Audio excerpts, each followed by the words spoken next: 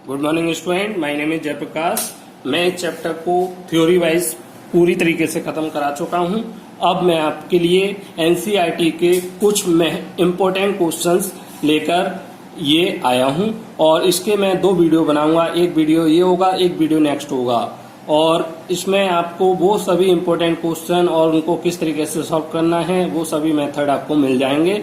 आप इस वीडियो को बिल्कुल भी स्किप ना करें। अगर आपने पिछली वीडियोस नहीं देखी हैं चैप्टर की तो प्लीज प्लेलिस्ट में जाकर उन वीडियोस को देख लें, जिससे कि आपको ये चैप्टर और बेटर से बेटर तरीके से आपको समझ में आ सके। अगर आपने अभी तक चैनल को सब्सक्राइब नहीं किया है तो प्लीज चैनल को सब्सक्राइब कर दें, बेल आइकन को प्रेस कर दें, जिससे आपको रेगुलर नोटिफिकेशन इसके मेरी वीडियोस के मिलते रहें। ओके, तो let us start. First question, an electric bulb is rated 220 volt and 100 what. Means एक बल्ब है, इलेक्ट्रिक बल्ब, जो 220 वोल्ट पर ऑपरेट कर रहा था और 100 वॉट उसमें एनर्जी कंज्यूम हो रही थी। अब क्या है, when it operate on 110 volt then power consume will be. अगर हम इसको 110 वोल्ट पर ऑपरेट करते हैं तो पावर उसमें कितनी कंज्यूम होगी, ये इसका क्वेश्चन है। तो पहले हमें कितना वोल्टेज दे रखा है, तो 220 वोल्ट स्टार्टिंग में दे रखा है और पावर इसमें कितनी कंज्यूम हो रही है, 100 वॉट। तो पावर का आपको एक फॉर्मूला पता होगा, P = V²/R। मैं यहां से क्या निकाल सकता हूं, रेजिस्टेंस निकाल सकता हूं बच्चों, R = V²/R। इस फॉर्मूले को मैं इस तरीके से लिख सकता हूं, V²/P। सॉरी बच्चों, R इधर गया तो P इधर आएगा, तो V² हमें 220 इंटू 220 और पावर कितनी दे रखी है, पावर तो वो दे रखी है 100। तो 0 से 0 कैंसिल, कितना आ गया, 2222 मीन्स 22 इंटू 22 मल्टीप्लाई कर देंगे 44 इंटू 44 तो 484 इसका रेजिस्टेंस आ गया बच्चों। ओके, अब वो कह रहा है अगर हम 110 पर ऑपरेट करें, अब वोल्टेज कितना हो गया, 110 वोल्ट, तो और रेजिस्टेंस हमें मिल गया, रेजिस्टेंस दोनों के इसके लिए सेम रहेगा, तो 484, तो पावर कितनी इसमें कंज्यूम होगी। तो पावर निकाल लें, फॉर्मूला आपको पता है V²/R, तो 110 और R की वैल्यू 484। तो 11 से मैं इसको 10 टाइम, 11 से 4 टाइम और ये 4 टाइम, फिर ये 11 से 10 टाइम और ये 11 से 4 टाइम, 2 से 2 टाइम 5 टाइम और 2 से 5 टाइम। तो कितना आ गया बच्चों, 25। और पावर की यूनिट क्या होती है, वॉट। तो इसमें कौन सा हमारा आंसर सही हो जाएगा, 100 वॉट, 70 और 50 और 25। तो हमारा 25 ऑप्शन डी सही हो जाएगा। ये ऑप्शन में भी आ सकता है आपका, और इस तरीके से आपको लेंथी क्वेश्चन अगर ये हम हटा दें तो ये न्यूमेरिकल बन जाएगा। ओके, तो ये आपका पहला क्वेश्चन होता है। Next question, which of the following terms does not represent electric power in a circuit. अब इसमें से आपको बताना है पावर कौन से, ये 4 ऑप्शन दे रखे हैं, कौन सा ऑप्शन पावर को रिप्रेजेंट नहीं कर रहा है, इलेक्ट्रिक पावर को रिप्रेजेंट नहीं कर रहा है। तो बच्चों पावर का सबसे बेसिक फॉर्मूला हम लिखेंगे सबसे पहले, P = VI। आपको पता है वोल्टेज और करंट का हमारा मल्टीप्लीकेशन, इसको मैं दोबारा लिख देता हूं, P = VI। प्रोडक्ट हमारा क्या देता है, V और I का प्रोडक्ट पावर देता है। और ओम्स लॉ से आपको ये पता है V/R होता है, तो I की वैल्यू में अगर यहाँ V/R रखूंगा तो एक फॉर्मूला हमारा हो जाएगा V²/R। दूसरा, यहां से मैं इसी फॉर्मूले से V = IR लिख सकता हूं, V = IR। अगर मैं V = IR इस इक्वेशन 1 में पुट कर दूं, इस वाले में, तो क्या होगा, IR × I, तो क्या हो गया, I²R। तीसरा फॉर्मूला हमारा ये बन गया। और मैं तीनों फॉर्मूले आपको पिछली वीडियो में एक्सप्लेन कर चुका हूं, अगर आपने नहीं देखी है तो आप पिछली वीडियो जाकर देख सकते हैं मेरी। तो ये और ये आपकी 3 फॉर्मूले होते हैं। अब देखते हैं इसमें कौन कौन सा फॉर्मूला वैलिड है। VI, यस ये है, दूसरा B square by R, B square by R ये है, ये भी पावर को रिप्रेजेंट करेगा, ये भी पावर को रिप्रेजेंट करेगा। P equal to I square R, ये भी पावर को रिप्रेजेंट करेगा। लेकिन आई आर स्क्वायर, ये इस तरीके का फार्मूला हमें अभी तक पावर का नहीं मिला है ही नहीं, ये ओके वैलिड नहीं है। तो ये इलेक्ट्रिक पावर को रिप्रेजेंट नहीं कर रहा। यही ये पूछ रहा है कि which of the following term does not represent electric power, कौन सा इलेक्ट्रिक पावर को रिप्रेजेंट नहीं कर रहा है। तो आंसर लिख देंगे, answer B option, B option I R square is wrong, मतलब ट्रू, इसके अकॉर्डिंग ट्रू हो गया। ओके, तो ये आपका हुआ। अब next question, two conducting wire of same material and of equal length and equal diameter and first connect in series and then parallel। तो इसमें अभी तक आपको क्या पता चला है, लेंथ इक्वल है, डायमीटर इक्वल है, और पहले वो सीरीज में कनेक्ट है, फिर बाद में पैरेलल में। तो और कितने रेजिस्टेंस हैं, दो कंडक्टिंग वायर हैं, तो दो रेजिस्टेंस हो गए। तो let R and R two resistance. क्यों आर लिया है मैंने, क्योंकि बच्चों यहां पर बोल रहा है equal length and same material, तो रेजिस्टिविटी सेम है, लेंथ सेम है, तो रेजिस्टेंस भी सेम होगा। तो सबसे पहले वो किस में कनेक्ट कर रहा है इसको, सीरीज में। तो सीरीज में कनेक्ट करेंगे, सीरीज में कनेक्ट करेंगे तो टोटल रेजिस्टेंस कितना हो जाएगा बच्चों, in total resistance R plus R, 2R हो गया। और क्या कह रहा है इसमें, series and then parallel the same potential difference, potential difference भी, and let potential difference is equal to B. Okay, B potential difference हमने मान लिया। अब क्या कह रहा है, ratio of heat produce in series. तो एक इसमें जो हीट प्रोड्यूस होगी, मैं HS ले लेता हूं। इसमें फॉर्मूला क्या होगा, B square upon R T. एक फॉर्मूला हमारा ये है, तो मैं इस फॉर्मूले को यूज करूंगा। यहाँ पर दोनों सेम टाइम के लिए यूज हो रहे हैं बच्चों, तो टाइम तो मेरा सेम रहेगा। तो सीरीज में भी टी ले लेता हूं और उसमें भी टी ले लूंगा, पुट कर देता हूं। वोल्टेज भी मेरा सेम है, तो बी स्क्वायर और रेजिस्टेंस कितना हो गया, 2R इंटू टी। तो ये तो हमारा HS हो गया, इसको मैं इक्वेशन 1 मान लेता हूं। ये सीरीज की क्या हो गई, heat produce in series,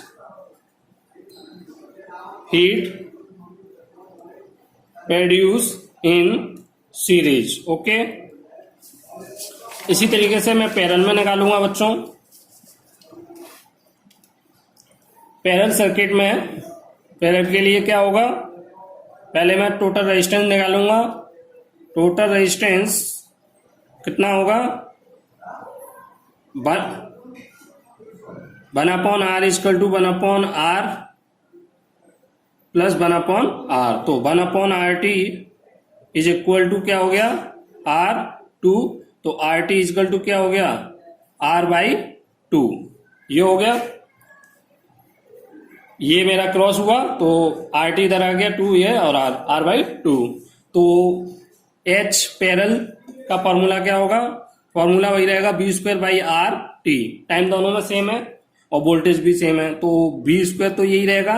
resistance R T, अब मेरा क्या हो गया, रेजिस्टेंस की वैल्यू, या आर पैरेलल मान लें आप, चाहो तो इसको पी मान लो। ओके, तो आरपी मेरा कितना हो गया, R/2 इंटू टी। तो मैं इसको ऊपर पहुंच जाएगा, ये 2B square by R T, ये HP। अब ये पूछ क्या रहा है,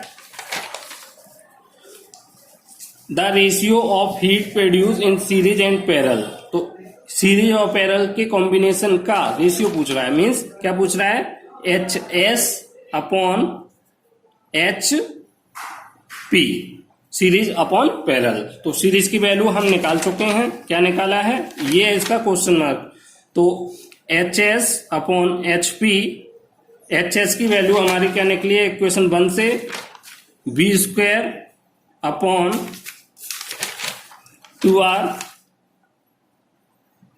2R ओके, और इंटू टी, और यहाँ पैरेलल में मेरा 1/r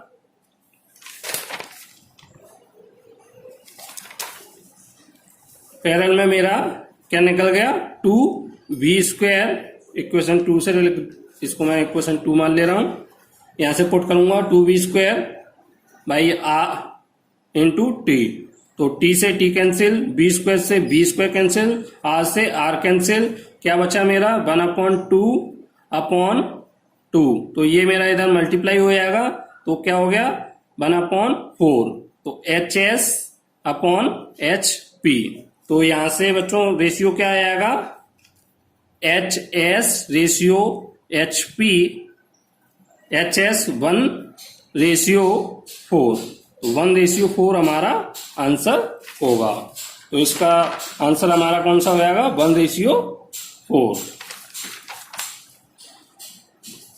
आ रहा है समझ में, HS/HP। तो ratio of heat produce in series and parallel combination 1/4 कैसे हुआ एक बार और समझ लीजिए। इसमें कह रहा है two conducting wire of the same material and of equal length and equal diameter are first connect in series and parallel. तो equal same material means resistivity same है और equal length means resistance same है, तो मैंने यहाँ पर और 2 conducting wire है मतलब 2 रेजिस्टेंस है, तो दोनों के मैंने R और R रेजिस्टेंस मान लिया है। फिर वो कह रहा है connected in series and parallel then parallel in a circuit across the same potential difference, same potential difference है तो मैंने यहाँ पर B मान लिया है। The ratio of heat produce in series and parallel combination would be, तो series में और पैरेलल कॉम्बिनेशन में जो हीट प्रोड्यूस होगी उसका रेशियो क्या होगा। तो मैं पहले यहाँ पर सीरीज का टोटल रेजिस्टेंस निकाल लिया, R+R 2R हो गया, और हीट का फॉर्मूला V²/RT, तो V² तो V² रहेगा, R की वैल्यू मेरी 2R हो गई, तो यहाँ पे मैंने इक्वेशन 1 मान लिया इसको, ये जो सीरीज में हीट प्रोड्यूस हुई है वो है। फिर पैरेलल में मैंने टोटल रेजिस्टेंस निकाला, तो 1/RT = 1/R + 1/RP, मैंने इसको RP नाम दे दिया है, यहाँ RT जो भी आप चाहो दे सकते हैं, 2/R, RP = R/2 आ गया, तो HP बराबर V²/RP इंटू टी, तो V² R/2 इंटू टी, तो 2V²/R/T, HS/HP, ये क्वेश्चन मार्क ये पूछा है आपसे, HS/HP। पिछले इक्वेशन 1 से मैंने ये वैल्यू पुट करी और इक्वेशन 2 से मैंने ये वैल्यू पुट करी, कैंसिल आउट किया है मैंने, तो ये आया 1/2 और बाई 2, तो ये मेरा इधर पहुंच गया, तो 1/4, तो रेशियो क्या हो गया HS रेशियो HP, तो 1/4 ओके। अब नेक्स्ट क्वेश्चन बच्चों, a piece of wire of resistance R is cut into 5 equal part, तो एक वायर है, ये वायर है, इसको मैं 5 इक्वल भागों में ब्रेक किया है, 1 2 3 4 5। बच्चों लेंथ डिवाइड होगी तो उसका रेजिस्टेंस भी डिवाइड होगा, तो टोटल रेजिस्टेंस इस पूरे वायर का कितना था R, और लेंथ के डायरेक्टली प्रोपोर्शनल होता है resistance, R is directly proportional to length, तो लेंथ हमारी डिवाइड हो रही है तो सेम अमाउंट में रेजिस्टेंस डिवाइड होगा। ये 5 भागों में वायर हमारा डिवाइड हुआ है, तो रेजिस्टेंस भी 5 भागों में डिवाइड हो जाएगा, तो रेजिस्टेंस कितना हो गया, और लेंथ को मैं 5 टाइम कर दूं तो ये भी मेरा 5 टाइम हो जाएगा, तो रेजिस्टेंस हो गया हर एक पार्ट का कितना हो गया R/5 R/5 R/5 R/5 और R/5, 5 भागों में डिवाइड कर दिया इसको बराबर, तो इसका रेजिस्टेंस भी हमारा 5 इक्वल भागों में डिवाइड हो गया। टोटल रेजिस्टेंस R था, 5 भागों में डिवाइड करने की वजह से हर पार्ट का रेजिस्टेंस कितना हो गया R/5। This part are then connect in parallel, अब इनको पैरेलल में कनेक्ट करना है। If the equivalent resistance of this combination is R', और जो इक्विवेलेंट रेजिस्टेंस आएगा वो R' के बराबर है, देन रेशियो R/R' फाइंड करना है, तो 1/R' पैरेलल में कनेक्ट करना है मुझे, तो 1/R1 plus 1/R2 plus 1/R3 plus 1/R4 plus 1/R5। बच्चों मैं इसको R1 मान ले रहा हूं, इसको R2, इसको R3 इसको R4, इसको R5 मान ले रहा हूं। ओके, तो अगर मैं ये मानता हूं तो इनकी वैल्यू अब मैं पुट कर सकता हूं इसमें 1/R/5 plus 1/R/5 plus 1/R/5 plus 1/R/5 plus 1/R/5। तो ये पुट करा तो बच्चों ये 5 मेरा ऊपर चला जाएगा, ऐसे ही इसमें चला जाएगा मेरा 5 ऊपर, तो क्या हो जाएगा 5/R plus 5/R plus 5/R plus 5/R plus 5/R। Okay, 1/R dash इधर चल ही रहा है, एलसीएम लूंगा मैं इसका तो R आ जाएगा, तो 5 plus 5 plus 5 plus 5 plus 5 1/R dash. Okay, तो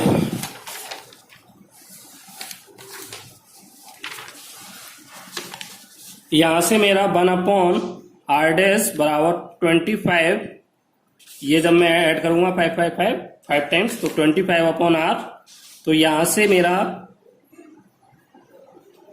R/R डैश कितना आ गया 25/1। पूछा क्या है R/R डैश, तो ये आ गया मेरा कितना आया है R/R dash is equal to 25/1। ये हमारा आंसर होता है बच्चों इसमें। तो क्या आंसर दे रखा है 5 25, तो 25 आंसर है, तो 25 आ रहा है, तो ये हमारा आंसर हुआ। अब नेक्स्ट हमारा an electric motor take 5 ampere current from 220 volt line. एक 220 वोल्ट की लाइन गई हुई है बच्चों, उसमें 5 एम्पियर की करंट फ्लो हो रही है, तो हमें determine the power of motor,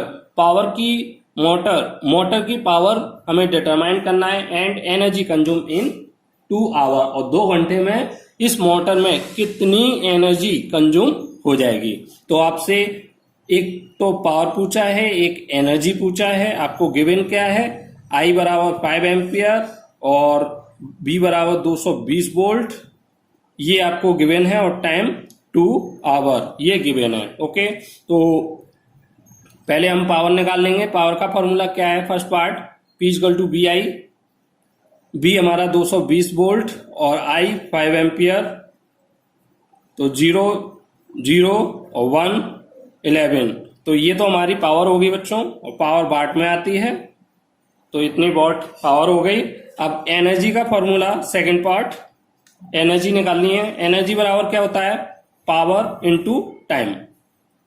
time बच्चों हमें सेकंड में कन्वर्ट करना होगा, तो सबसे पहले मैं टाइम कितना दे रखा है 2 आवर, कन्वर्ट करूंगा 2 आवर।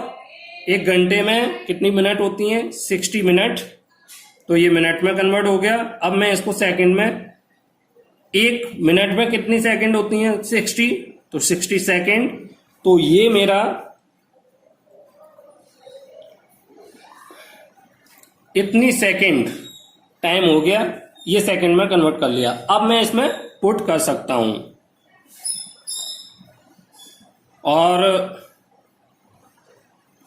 सॉरी बच्चों, इसमें हम किलोवाट आवर में ही एनर्जी निकाल लेंगे, तो ये करने की जरूरत नहीं है। अगर आपको जूल में चाहिए तो इसमें कन्वर्ट कर लीजिए, तो जूल में आएगी, अगर आवर में ही चाहिए तो आप कर सकते हैं। तो 1100, और अगर मैं आवर में रख देता हूं क्योंकि ये वॉट में आई है, तो पहले मुझे इसे किलोवाट में कन्वर्ट करना होगा। तो किलोवाट में कन्वर्ट करने के लिए मैं इसमें 1000 का भाग लगा दे रहा हूं, 11 किलोवाट। अब एनर्जी को मैं किलोवाट आवर में सीधा कर लूंगा, तो टाइम मुझे दे रखा है 2 आवर, तो 2, तो ये सॉरी बच्चों 11 आएगा यहाँ, 11 इंटू 2, तो कितना आ गया 22। ये किलोवाट था और ये आवर, तो किलोवाट आवर, ये एनर्जी मेरी किलोवाट में आ गई। अगर मैं इसी एनर्जी को किस में निकालना चाहूं जूल में, तो मैं ये सेकंड में टाइम रखूंगा। कितना 1100 किलोवाट, जो मेरी पावर आई थी 1100 किलोवाट इंटू 2400 सेकेंड। कितना आ गया? 24 264 इंटू 10 की पावर 4, ये हमारा जूल में आ गया बच्चों। ओके, तो जब हमें किलोवाट आवर में चाहिए तो सबसे पहले हमें वॉट को, पावर को किलोवाट में कन्वर्ट करना पड़ेगा और टाइम हमें आवर में लेना होगा। और अगर हमें जूल में चाहिए एनर्जी तो टाइम को सेकंड में लेना होगा। ओके, वॉट पर second is called joule. Okay, तो ये आपके न्यूमेरिकल हैं और एक पार्ट में इसका और लेकर आऊंगा, वो वीडियो भी आपको ध्यान से देखनी है, उसको कई बार प्रैक्टिस करना है। Thank you.